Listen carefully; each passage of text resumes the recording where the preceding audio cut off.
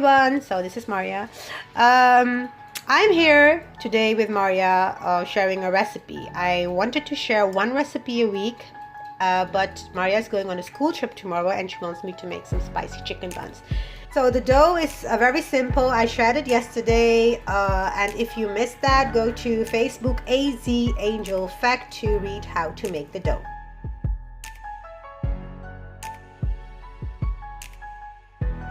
I have here 1 onion and 1 garlic, 1 onion, 1 Suriname yellow. I'm going to make a paste of this onion and garlic. Add oil in a pan and add the onions. Stir fry on medium flame till they are golden brown.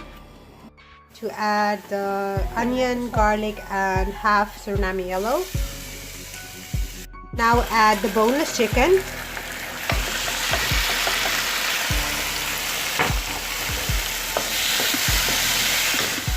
So the chicken changed color.